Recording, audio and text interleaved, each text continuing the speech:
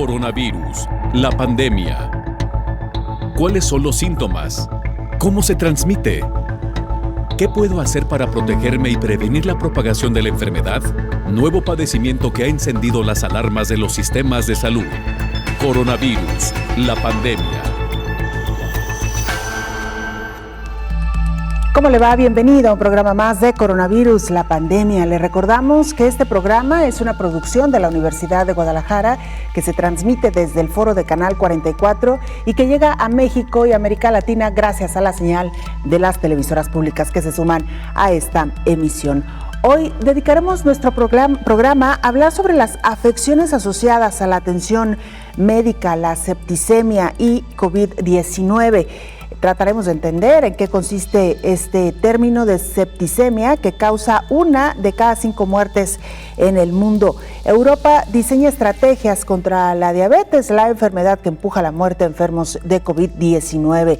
Hablaremos también de cómo Austria vuelve al confinamiento, anuncian incluso toque de queda. 6 países latinoamericanos pactan el uso de 216 millones de dosis de la vacuna de AstraZeneca y también estaremos hablando que para lograr un control de la pandemia se requiere inmunizar al 70% de la población. Hoy nuestro reporte vendrá desde Argentina en directo con nuestros compañeros reporteros. Por supuesto, la noticia del día no la podemos dejar de mencionar y tiene que ver con este anuncio que hace Moderna en torno a la vacuna que está desarrollando. Dice que tiene más del 90% de efectividad. De esto también estaremos hablando hoy a lo largo de este programa. Vamos con nuestra compañera Elizabeth Ortiz porque mire, COVID-19 causa sepsis. Esto es lo que ha dicho hasta ahora las organizaciones internacionales. La sepsis es una enfermedad potencialmente fatal que se produce por una reacción del cuerpo ante una infección, de acuerdo con la Clínica Mayo. Puede ocurrirle a cualquier persona, pero es más común y más peligrosa en adultos mayores, mujeres embarazadas, niños menores de 1 año, personas con diabetes, enfermedad hepática, pulmonar o cáncer, y personas con sistemas inmunitarios debilitados. Los efectos de la COVID-19 son bien conocidos. La mayoría de las personas que requieren hospitalización desarrollan neumonía de diversa gravedad, pero prácticamente todos los demás sistemas de órganos pueden verse afectados. En la recta final del año, hay más datos disponibles sobre esta enfermedad. Es por eso que la Global Sepsis Alliance puede afirmar de manera más definitiva que COVID-19 sí causa sepsis. Los signos de lesión de múltiples órganos típicos de la sepsis suceden entre 2 y 5% de los pacientes con COVID-19 en un periodo de 8 a 10 días. Muchos de ellos morirán de sepsis y sus complicaciones. Por ello es vital conocer y reconocer los primeros signos e iniciar el tratamiento inmediato cuando se diagnostique, señala esta organización. Se trata de una urgencia médica que de no tratarse de forma temprana puede ocasionar daño irreversible en tejidos, choque séptico, insuficiencia orgánica múltiple y poner en riesgo la vida, de acuerdo con la Organización Panamericana de la Salud. El choque séptico es un tipo grado de sepsis que incrementa el riesgo de muerte. Aproximadamente 70% de los trabajadores de la salud y 50% de los equipos quirúrgicos no practican habitualmente la higiene de las manos. La higiene de las manos salva millones de vidas cada año cuando se realiza en los momentos adecuados en la atención médica, informó Elizabeth Ortiz. Muchas gracias, Elizabeth, por esta información. Vamos ahora a la sede de la Organización Mundial de la Salud. Nuestro compañero Roberto Castañares, corresponsal de la Agencia EFE, nos presenta el informe. Los casos de COVID-19 en el mundo ascienden este lunes a al menos 54.100.000, mientras que los fallecidos se cuentan en 1.314.000, de acuerdo con los datos que actualiza a diario la Organización Mundial de la Salud. Este lunes, hasta el momento, se han notificado más de 300.000 nuevos casos, pero ayer domingo fueron casi 600.000, mientras que el viernes y el sábado se llegaron a 645.000 y 660.000 nuevas infecciones respectivamente, la mayor cifra desde el inicio de la pandemia. Por establecer una comparación, actualmente se producen en el mundo en tan solo 15 minutos tantos contagios de COVID-19 como todos los que se registraron, que fueron unos 8.000 de otro coronavirus, el SARS, en la epidemia que hubo durante los años 2002 y 2003. Los pacientes recuperados, según los datos de las redes sanitarias nacionales, son 38 millones y los que están en estado grave o crítico han descendido significativamente hasta los 98.000, menos del 1% del total. Por zonas geográficas más afectadas, América, con una gráfica en fuerte ascenso, suma 23.200.000 casos de COVID-19, mientras que Europa ha superado los 15 millones, pero en cambio ve cómo su curva de contagios diarios se ha reducido en los últimos días. Y el sur de Asia, que ha sobrepasado los 10 millones de contagios, se ha estabilizado tras varias semanas de descensos. En algunos países europeos se cree haber entrado en fase de desaceleración, aunque las autoridades sanitarias apelan a la prudencia. Y además, las medidas para contener el virus siguen provocando protestas, como en Portugal, donde empresarios y trabajadores de restaurantes, hoteles, el ocio nocturno, la cultura y otros sectores han protagonizado el fin de semana una manifestación en el centro de Lisboa, la capital, que coincidió con el inicio del toque de queda que está ya en vigor en el país. Y en Alemania, una marcha convocada el sábado en Frankfurt contra las restricciones acabó con altercados contra grupos de contramanifestantes a los que la policía dispersó con cañones de agua a presión. Reportó desde Europa Roberto Castañares para el programa Coronavirus, la pandemia. Muchas gracias, Roberto, por esta información. Bueno, ya escuchó usted el análisis general que hacía Roberto Castañares sobre el más reciente informe de la Organización Mundial de la Salud, en datos todavía poco alentadores. Si bien es verdad que algunos países, como lo decía Roberto, particularmente en Europa, están comenzando a reportar mejores índices de contagios, es decir, menos contagios que los que venían registrando en las últimas semanas. Lo cierto es que todavía no se puede cantar victoria. Muchos países de Europa todavía en una situación muy, muy complicada.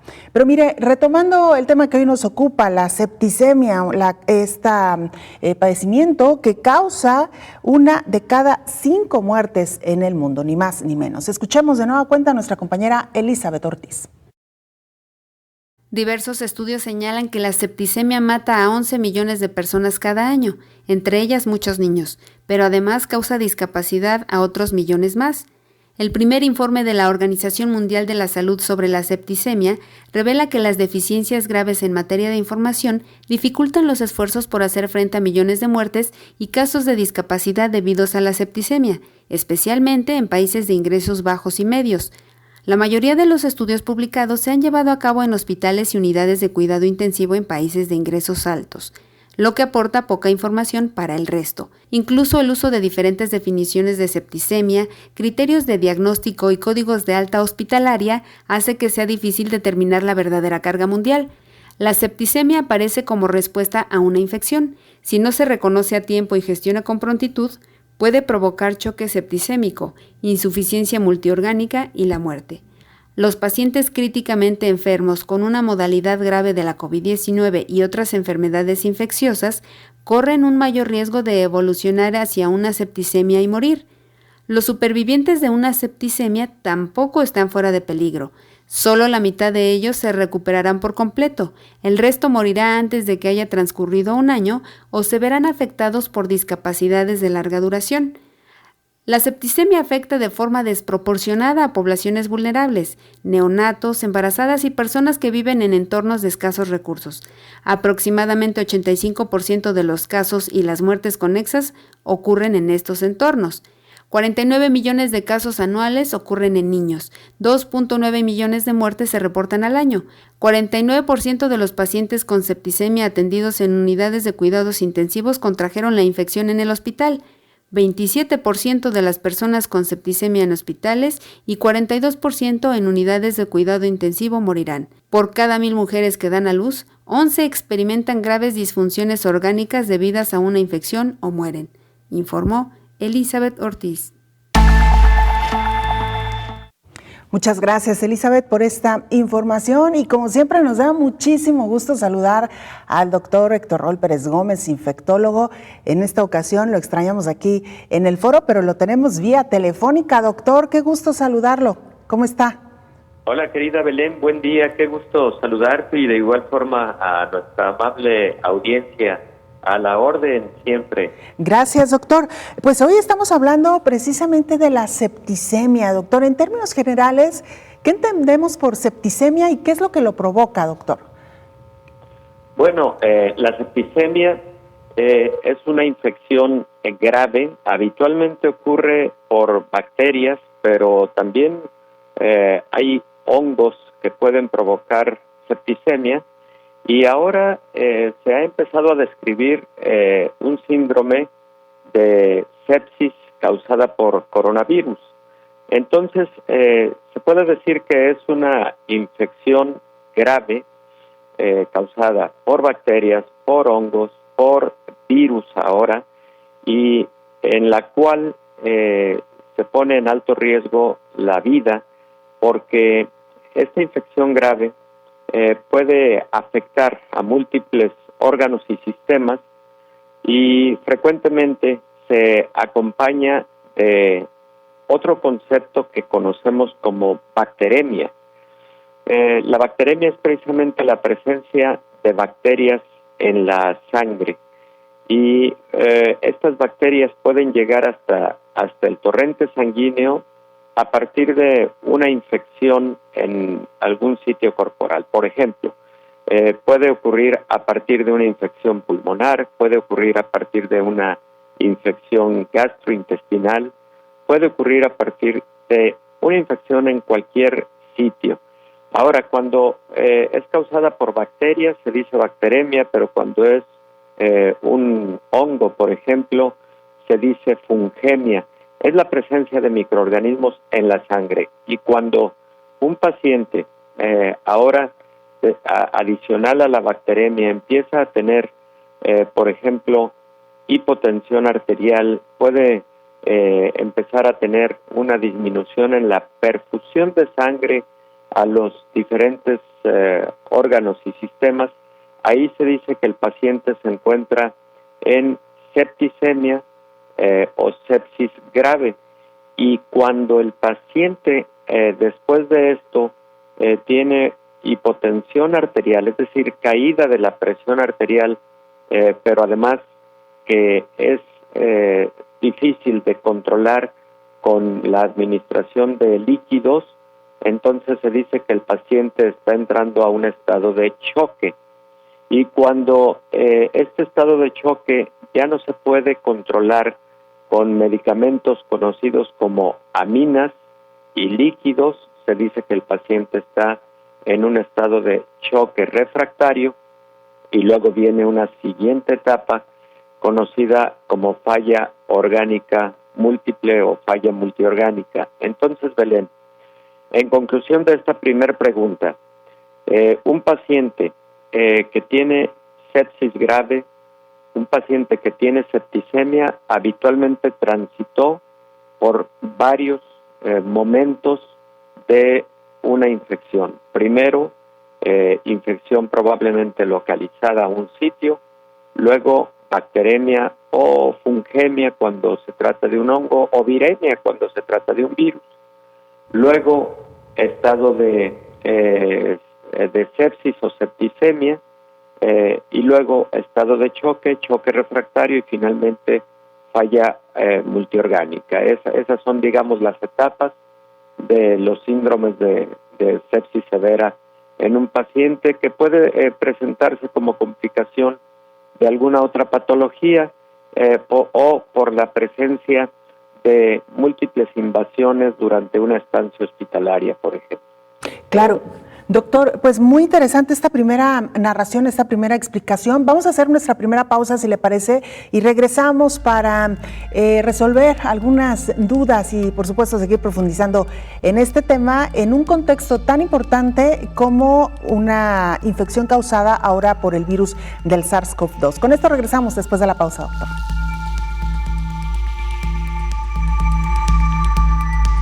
Regresamos con más.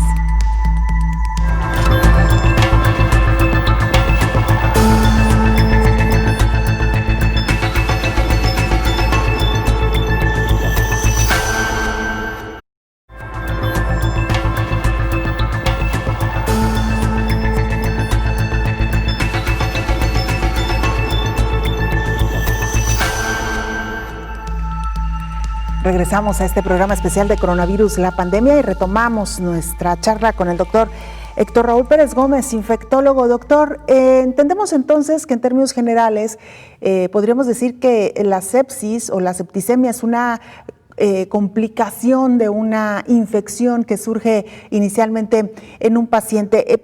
¿Qué es lo que provoca, doctor? Y entendemos que pueden ser diferentes factores y dependiendo del caso, pero en términos generales, ¿qué es lo que podría provocar que un paciente evolucione de tal manera hasta estar en riesgo de muerte o incluso perder la vida, doctor? Bueno, son muchos factores, así como tú lo comentas, Belén. Los más importantes son el estado de salud preexistente de un paciente. Por ejemplo, es más común que ocurra una complicación de sepsis grave, septicemia, etcétera, todo lo que ya hemos comentado como las diferentes etapas de la sepsis grave. En personas con diabetes mellitus, por ejemplo, en personas con estados de inmunosupresión diversos o en pacientes con enfermedad cardiovascular preexistente, en personas mayores de edad y de igual forma en personas con obesidad y obesidad mórbida. Otro de los factores que contribuye es el tipo de patógeno responsable de esa infección, de esa sepsis. Por ejemplo, los patógenos hospitalarios frecuentemente tienen mayor virulencia que los patógenos adquiridos en la comunidad. Y además, recordemos que cuando una infección se adquiere en el ámbito hospitalario, lo que conocemos como infecciones nosocomiales, estas ocurren porque el paciente, por ejemplo, tiene intubación endotraqueal. Y ojo con este punto porque es una situación común en pacientes con COVID-19. También se presentan en pacientes que tienen múltiples catéteres intravenosos. Por ejemplo, los pacientes que se encuentran en unidades de cuidados intensivos tienen múltiples catéteres precisamente para la atención de la gravedad de su enfermedad, y eso es un factor de riesgo para desarrollar este tipo de infecciones y de igual manera para que se presenten como infecciones graves que pueden llevar a septicemia, sepsis severa. Y por otro lado, recordemos, lo hemos platicado en múltiples ocasiones en el programa, que cuando existe una infección grave, una infección severa, la respuesta inmune frecuentemente genera una cascada a partir de citocinas proinflamatorias. Estas citocinas pueden llegar a generar hipotensión arterial y como consecuencia de la hipotensión arterial presentarse estado de choque. Entonces, todos esos son factores que pueden contribuir a la gravedad de una infección que puede evolucionar por todas las etapas que antes he comentado hasta llegar al estado de choque séptico, refractario y la falla orgánica múltiple, Belén. Claro, doctor, y qué importante esto que menciona también, el tema de las infecciones intrahospitalarias que sabemos, obviamente ocurren, digo obviamente porque lamentablemente pues los hospitales es un sitio donde concurren enfermos de todo tipo y hay que decirlo, no solamente los pacientes están expuestos a este tipo de virus y bacterias, también el personal médico, pero doctor, en el contexto que hoy estamos viviendo, que es una pandemia provocada por el virus del SARS-CoV-2 que genera la enfermedad de COVID-19, ¿qué tan frecuente o qué tan grave podría ser un paciente enfermo con COVID-19 que entrara en un proceso evolutivo infeccioso como este que ya nos acaba usted de mencionar?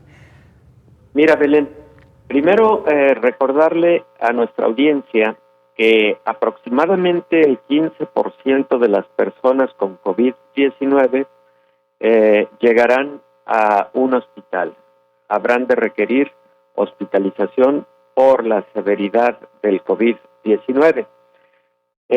Estas personas de entrada van a tener algún riesgo de infección hospitalaria, pero de estas personas, recordemos que un porcentaje llegarán a una unidad de cuidados intensivos. Aproximadamente el 30% de quienes se hospitalizan estarán en una unidad de cuidados intensivos. Habitualmente en una unidad de cuidados intensivos por COVID-19, el paciente está intubado. Habitualmente tiene un catéter colocado en una vena central, por ejemplo en la vena subclavia, para estar administrando líquidos, medicamentos, etcétera, para estar midiendo frecuentemente la presión venosa central.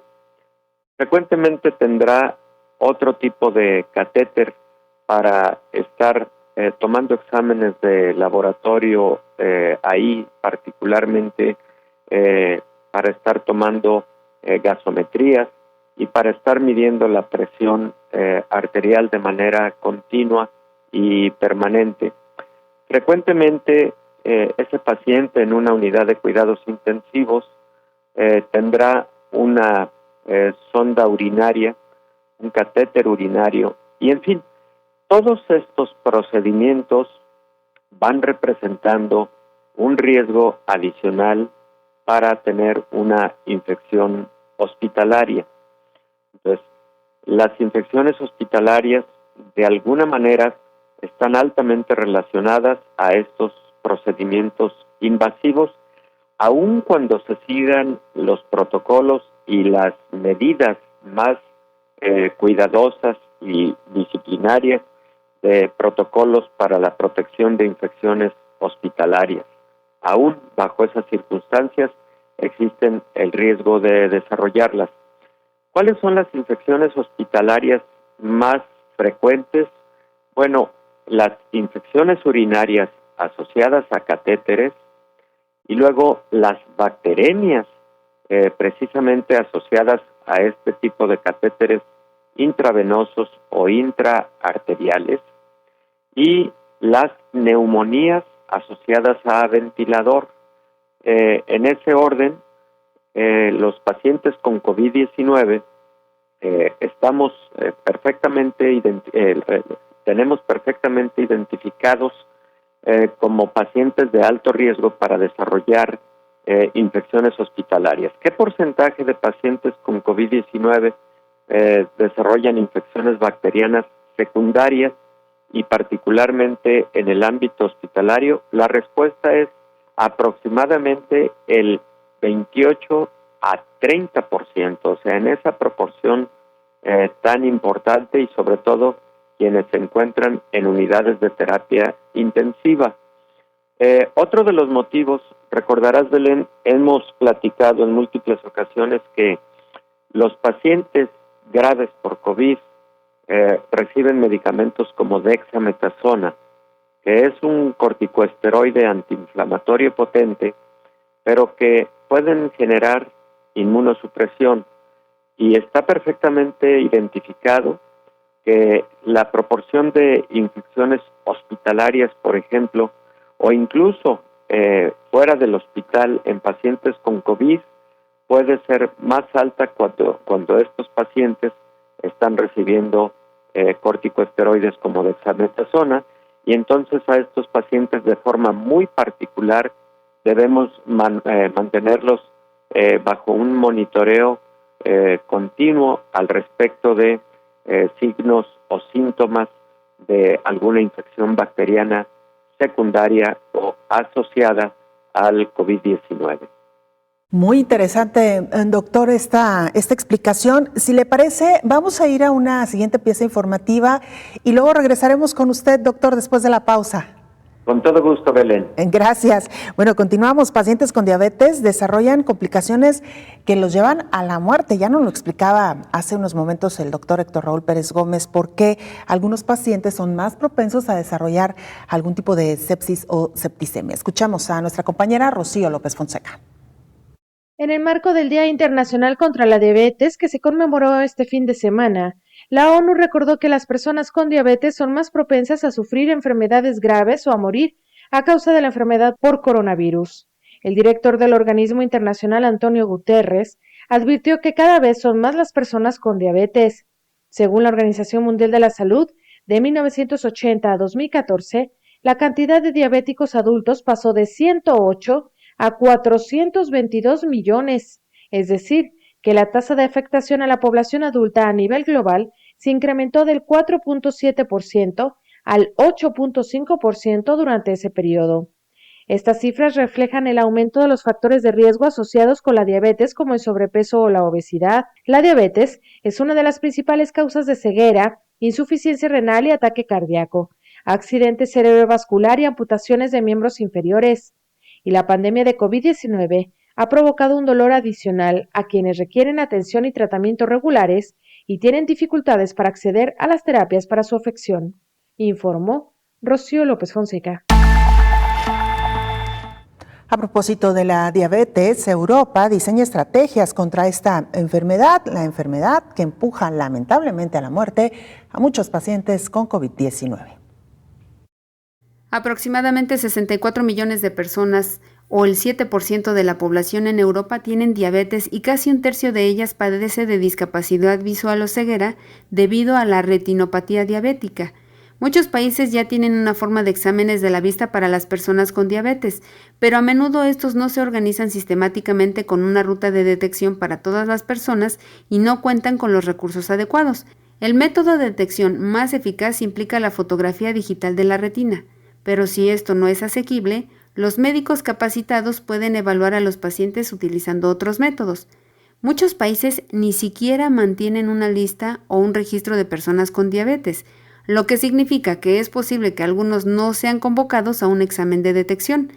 A veces los sistemas están fragmentados y no existe una vía establecida, por lo que incluso en los países de altos ingresos las personas con diabetes caen por las grietas de la red de médicos de la familia, endocrinología, diabetología, oftalmología y atención hospitalaria en diferentes niveles y localidades.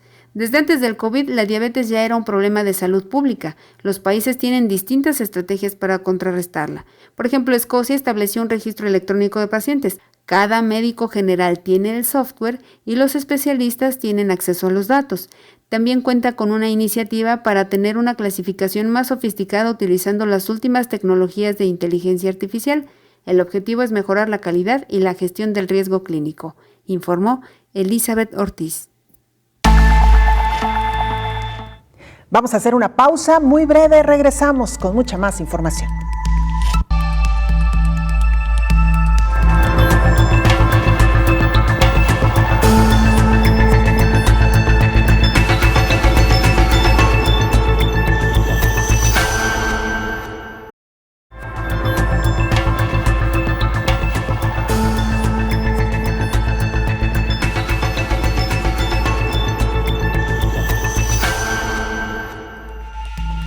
@Canal 44 TV, nuestra cuenta institucional en Twitter y Facebook. Nos pueden mandar mensajes también a través de WhatsApp al 33 22 42 06 90. Como siempre, es un gusto recibir sus preguntas, sus inquietudes, sus comentarios.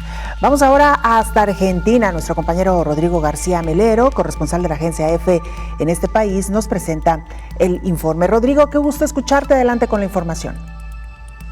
Hola, ¿qué tal? Buenos días, Belén. Buenos días también a todo el auditorio de Canal 44. En Argentina ya se ha sobrepasado la barrera de las 35.000 muertes por COVID-19 y desde marzo acumula más de 1.300.000 contagios, de los que solo se mantienen activos en la actualidad casi 146.000, cifras que ubican al país austral dentro de los 10 más afectados por el virus. Desde que comenzó la pandemia, la situación ha pasado por etapas muy distintas. Aunque en los primeros meses los nuevos casos diarios se mantenían en niveles bajos y localizados principalmente en Buenos Aires y su populosa periferia, conforme fue pasando el tiempo la curva fue aumentando drásticamente también en algunas provincias del interior, donde se llegaron a dar fuertes tensiones en su sistema sanitario. Ahora, con alrededor de 10.000 contagios nuevos diarios y con la proximidad del verano austral, las autoridades advierten un descenso en la curva que ha llevado a convertir el aislamiento obligatorio, que regía en diversas fases desde marzo, en medidas solamente de distanciamiento social en gran parte del país, donde ya se vive la llamada nueva normalidad. Por ejemplo, desde este fin de semana en Buenos Aires ya se puede ir a los teatros tras 9 meses cerrados, eso sí, con aforo reducido y con la obligación de llevar mascarilla y mantener la distancia de seguridad. Y es que la larga cuarentena venía ya sufriendo un fuerte desgaste por el hartazgo de la población, con protestas contra el gobierno en las calles, mientras el país sigue sumido en la grave recesión que se inició en 2018, con alta inflación, una continua devaluación de la moneda y desempleo y niveles de pobreza en aumento.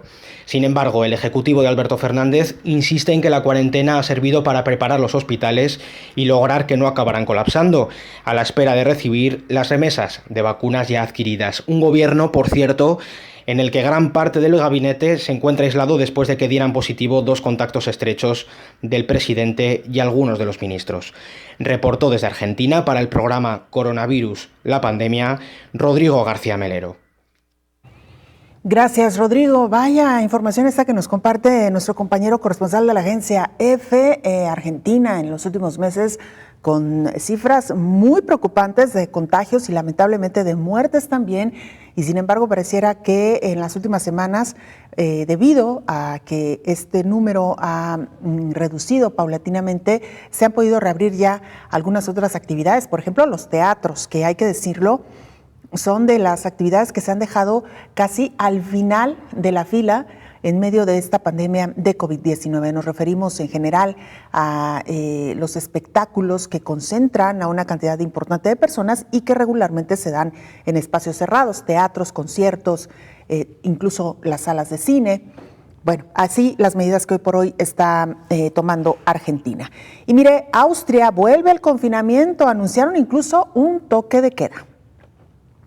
Ante el crecimiento indiscriminado de casos en Austria y tras el fracaso de medidas de menor impacto, el canciller Sebastian Kurz anunció que a partir del martes y hasta el 6 de diciembre habrá un toque de queda diurno. Se cerrarán escuelas, la mayoría de tiendas y servicios no esenciales. El país volverá a un confinamiento similar al de la primera ola de coronavirus para intentar luchar contra el incremento de los casos. Austria vivía hasta el momento un toque de queda nocturno de 8 de la noche a 6 de la mañana, pero será ampliado a todo el día, con solo algunas excepciones como ir a comprar víveres. Cerrarán todas las instituciones educativas, desde guarderías hasta universidades, y deberán funcionar a través de plataformas digitales. Además, todos los comercios y servicios no esenciales, como peluquerías, deberán permanecer cerrados durante las próximas 3 semanas, con excepción de supermercados, droguerías, farmacias, bancos y correos. También exhortó a hacer home office siempre que sea posible. El nuevo confinamiento permitiría controlar la situación de cara a las fiestas de Navidad. El canciller pidió que no se reúnan con nadie, y es que el promedio de contagios fue de alrededor de 7,000 diarios, con una incidencia de 550 casos por cada 100,000 habitantes, informó Rocío López Fonseca. Regresamos a nuestra charla con el infectólogo Héctor Raúl Pérez Gómez. Doctor, un breve paréntesis sobre el tema muy interesante que hoy estamos abordando, pero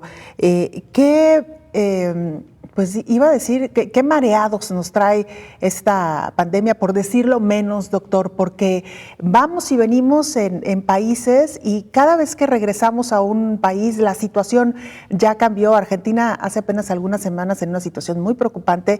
Austria ahora regresando al confinamiento, pero no cualquier confinamiento, un confinamiento bastante severo, doctor. Y definitivamente situación preocupante en Europa y en esta ocasión en específico Austria, que pone en cuarentena a la población, pero además con un toque de queda y no solo nocturno, prácticamente de las 24 horas del día. Y es que sí, han tenido un incremento importante en el número de contagios por cada 100,000 habitantes, que obliga a tomar esta decisión. Y pues no son menos preocupantes las situaciones de España, de Francia, de Italia, que por cierto se ha señalado tiene altos índices de hospitalización en este momento y el riesgo de colapso de algunos de sus hospitales en cuanto a la ocupación. Y qué decir de Reino Unido, que también tomó medidas drásticas hace aproximadamente 10 días. Pues Belén, efectivamente, esperemos que en el caso de Sudamérica, específicamente Argentina, que ha decidido la reapertura de teatros con aforo reducido, por ejemplo, y de ir a esta nueva normalidad en virtud de haber tenido disminución en el número de contagios diarios en las últimas 2 semanas, pues que tengan éxito y no vayan a sufrir de una recaída epidemiológica. Es como yo he venido llamando a estas situaciones en donde vuelve a haber apertura de giros comerciales, de actividades económicas en general, y luego tienen que volver al confinamiento por el rebote en el número de casos, ¿verdad? Doctor, hablábamos antes de irnos a la pausa sobre sepsis o septicemia en pacientes con COVID-19 y mientras lo escuchaba me surgió una inquietud, doctor. ¿Cuál es el riesgo para los pacientes con COVID-19? ¿El estar en un entorno como un hospital o pueden incluso desarrollar alguna infección que les lleve a una septicemia por el mismo cuadro de coronavirus, doctor? Las dos situaciones, Belén. Fíjate que incluso los pacientes con COVID-19 que no se hospitalizan, que no requieren hospitalización, han tenido infecciones secundarias bacterianas, por ejemplo, hasta en una proporción del 12%, sobre todo infecciones pulmonares y particularmente las personas con enfermedades preexistentes, diabetes, por ejemplo, la más importante de las que conducen al riesgo de una infección bacteriana secundaria.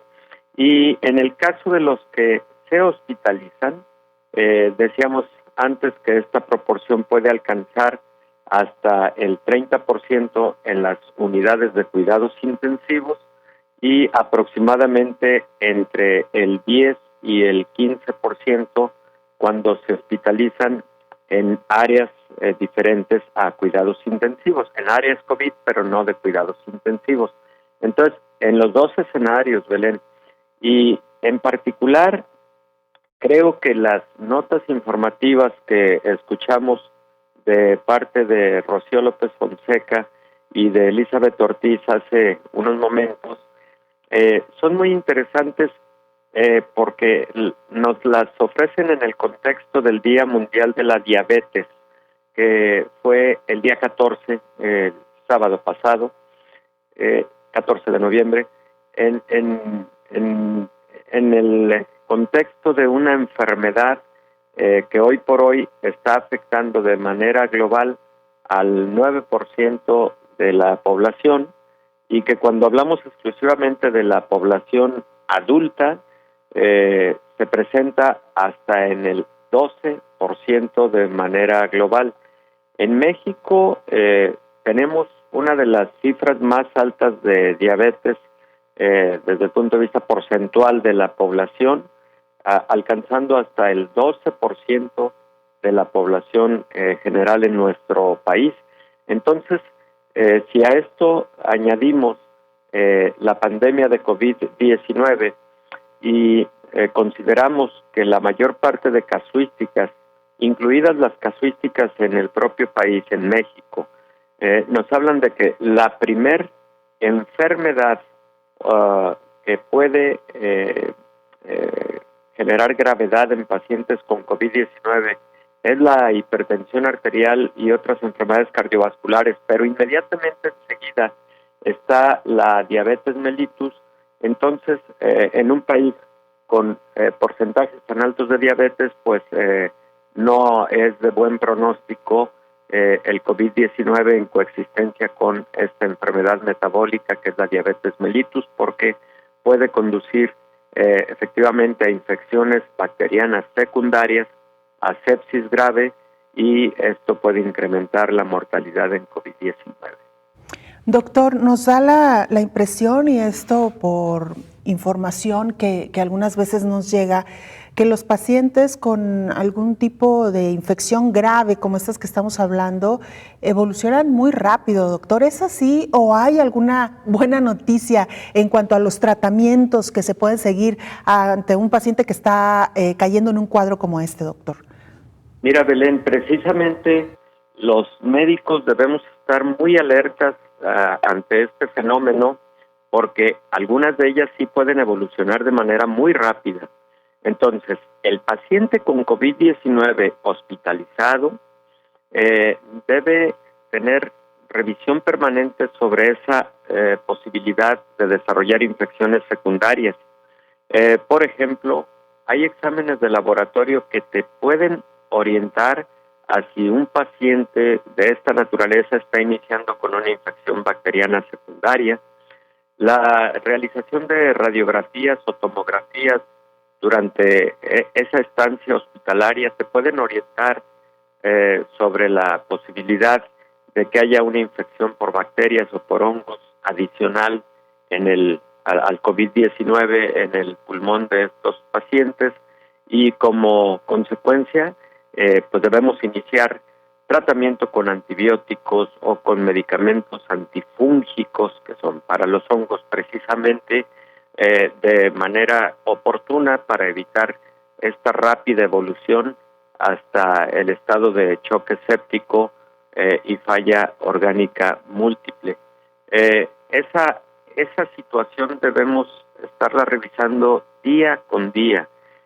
Y en los pacientes ambulatorios, de igual manera, los médicos les debemos explicar a nuestros pacientes qué vigilar y sobre todo qué reportar de manera inmediata para identificar que está ocurriendo alguna infección bacteriana secundaria. Por ejemplo, debemos decirles a los pacientes que si han estado estables durante ya algunos días por el estado de COVID-19 y eventualmente empiezan a desarrollar de nueva cuenta fiebre que ya había desaparecido, o deterioro de la función pulmonar, por ejemplo, disminución en sus oximetrías, entonces deben reportar eso de forma inmediata y acudir de forma inmediata a recibir atención, porque podrían estar frente a esa circunstancia de una infección secundaria, Belén. Claro. Entonces, tienes toda la razón, pueden evolucionar de forma muy rápida y para ello hay que estar monitoreando signos, síntomas y algunos exámenes de laboratorio de manera puntual. La fiebre, que suele ser un gran indicador, doctor. Si me permite, vamos a hacer una pausa y regresamos ya para hacer algunas conclusiones, y obviamente no podemos dejar de lado la nota del día, doctor, la vacuna de Moderna. Con esto regresamos después de la pausa.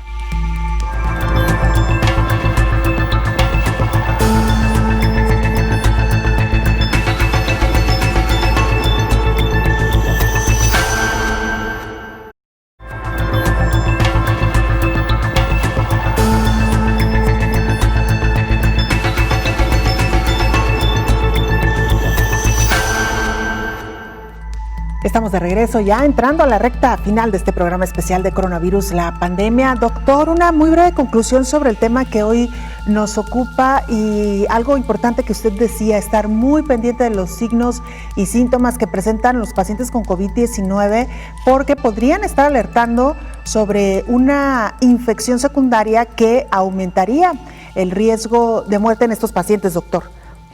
Efectivamente, Belén. Bueno, diría que estas infecciones se están presentando en promedio en alrededor del 15% de los pacientes con COVID, que son mucho más frecuentes cuando son en el ámbito hospitalario y mucho más aún en unidades de cuidados intensivos, pero que los pacientes con COVID-19 que se están manejando de forma ambulatoria en su casa no están exentos de tener una infección bacteriana, por ejemplo, secundaria, y que ahí la comunicación permanente con el médico tratante es fundamental. Signos y síntomas como fiebre o también hipotermia, o sea, el otro extremo, Belén, el de la caída de la temperatura corporal. Fiebre son más de 38 grados centígrados e hipotermia son menos de 35 grados centígrados. Luego, cuando un paciente ha estado estable con oximetrías, digamos, por arriba de 94, pero de repente tiene caída en su oximetría, tiene que comunicarlo de forma inmediata porque puede ser un deterioro pulmonar por el propio COVID, pero también por alguna infección asociada. Y me parece que también con motivo de las enfermedades coexistentes como la diabetes, sobre todo, que es tan altamente prevalente en todo el mundo, pero más en países latinoamericanos y en específico en el caso de México, recordar que esta enfermedad se presenta en alrededor del 12% de la población, número 2, de la población adulta, número 2, que lamentablemente por cada paciente bien reconocido con diabetes mellitus, puede existir otro que no tiene conocimiento de su enfermedad, pero que está presentándola, es decir, es posible que solamente la mitad de las personas con diabetes estén plenamente identificadas y que lamentablemente de quienes existe diagnóstico, solamente alrededor del 70% tienen un buen apego al tratamiento y un adecuado control de la enfermedad. Entonces, eso hace un panorama difícil en medio de la pandemia de COVID-19, porque tanto puede generar mayor riesgo de mortalidad por el propio COVID, como mayor riesgo de infecciones asociadas que pueden incrementar la mortalidad en COVID-19. Me parece que esas podrían ser algunas conclusiones respecto del tema que el día de hoy aborda coronavirus, la pandemia, querida Belén. Así es, doctor. Y antes de despedirnos, conocer su opinión sobre este anuncio que hace Moderna respecto a la vacuna que tiene en desarrollo. Anuncia que la efectividad de este biológico podría rondar por el 94.5% según los primeros datos publicados por esta compañía hoy lunes. Así estamos iniciando la semana, doctor. Pues con una buena noticia, indudablemente, Belén. La semana antepasada tuvimos la noticia del 90% por parte de Pfizer. Luego Sputnik, no es Sputnik 5, dijimos que es Sputnik B o V por vaccine, vacuna, y que anunciaba alrededor del 92-93% de efectividad. Y ahora la noticia de Moderna, que desarrolla esta vacuna junto a los Institutos Nacionales de Salud de los Estados Unidos, que pues es una excelente noticia. Esperemos ver muy pronto las publicaciones definitivas de la fase 3 de estos estudios. Y cuando hablo de publicaciones definitivas, Belén, me refiero a publicaciones en revistas científicas de muy alto nivel, que nos permita ver todos los detalles metodológicos y que nos permita ver esas efectividades en función de cuáles de los objetivos fueron. Y también digamos que algunos de los detalles inmunológicos que ellos investigaron para hablar de estos niveles de efectividad. Y también queremos ver las cifras de seguridad, ¿verdad? Porque tanto eficacia como seguridad son factores importantes cuando se habla del desarrollo de un nuevo biológico, Belén. Claro, doctor, han surgido algunos datos, hay que decirlo a cuentagotas, porque efectivamente falta mucha información, pero por ejemplo, algunas notas informativas refieren que los resultados de esta investigación fueron revisados por un panel independiente llamado Junta de Monitoreo de Datos y Seguridad. Y mire, doctor, un dato que me llamó la atención, dicen que en el ensayo de Moderna, a 15,000 participantes se les dio placebo. que es una inyección, como ya sabemos, salina, que no tiene ningún efecto, y que durante varios meses 90 de estas personas desarrollaron COVID-19. A otras 15,000 se les administró ya propiamente la vacuna y solo 5 de ellas desarrollaron COVID-19. Es parte de lo que poco a poco ha ido surgiendo, y también me llama la atención, doctor, que señalan que se trata de una plataforma para esta vacuna de Moderna de material genético llamado ARN mensajero. La pregunta es si esta vacuna requerirá las mismas condiciones de conservación que la de Pfizer, doctor.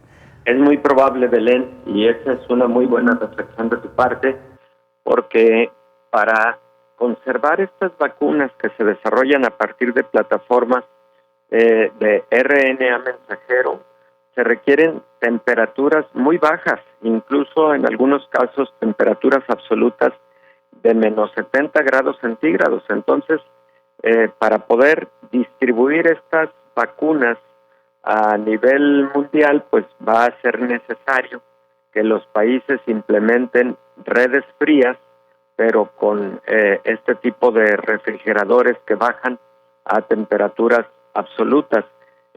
Algunas de las vacunas de RNA mensajero no parece que no van a requerir menos 70, pero sí menos 30, y es básicamente la misma necesidad o el mismo problema, ¿no? Claro. De tener que implementar redes frías sistematizadas en muchas partes del mundo para poder generar su distribución. Ese sí va a ser un problema que habrá que resolver. Doctor, ya tendremos oportunidad de hablar más de esta y otras vacunas. Por lo pronto, muchas gracias. Como siempre, un gusto charlar con usted y compartir este espacio. Gracias, doctor. Un abrazo, Belén, un poquito a la distancia, pero mañana ya estamos con todo gusto. Claro que sí, doctor. Es el infectólogo Héctor Raúl Pérez Gómez, acompañándonos como todos los días en este programa especial. Y mire, antes de despedirnos, 6 países latinoamericanos pactan el uso de 216 millones de dosis de la vacuna de AstraZeneca. Argentina, Brasil, Costa Rica, República Dominicana, Ecuador y México acordaron el suministro de 216 millones de dosis de la vacuna contra la COVID-19 desarrollada por AstraZeneca y la Universidad de Oxford. Se espera que las entregas comiencen en 2021 en caso de que los estudios clínicos tengan éxito y que cuenten con la aprobación de las agencias de regulación en los países. Los estudios clínicos de fase 2 y 3 están en curso en el Reino Unido, Estados Unidos y Brasil, mientras que los estudios de fase 1 y 2 están en curso en Sudáfrica, Japón, Kenia y Rusia. Estos estudios determinarán si la vacuna protegerá contra la COVID-19 y medirán la seguridad y las respuestas inmunes en hasta 50,000 participantes de todo el mundo en un amplio rango de edad y diversos grupos raciales, étnicos y geográficos. AstraZeneca está avanzando en su respuesta para abordar los desafíos sin precedentes que plantea la pandemia de COVID-19 al colaborar con varios gobiernos latinoamericanos y organizaciones multilaterales para brindar un acceso amplio y equitativo de la vacuna. El vicepresidente de AstraZeneca para América Latina, Tausif Toshpot, dijo que los acuerdos reflejan el compromiso de poner a los pacientes primero y llevar la vacuna de manera amplia y equitativa a millones de personas en la región, informó Elizabeth Ortiz. Así es lo que deseamos, que estas vacunas se repartan de manera equitativa, oportuna y lo más rápido posible una vez que ya se tenga la o las vacunas que podrán distribuirse de manera segura entre los seres humanos. Nos vamos, muchas gracias por habernos acompañado, le invitamos para que nos sintonice en la siguiente emisión de Coronavirus, la pandemia. Hasta entonces. Coronavirus, la pandemia.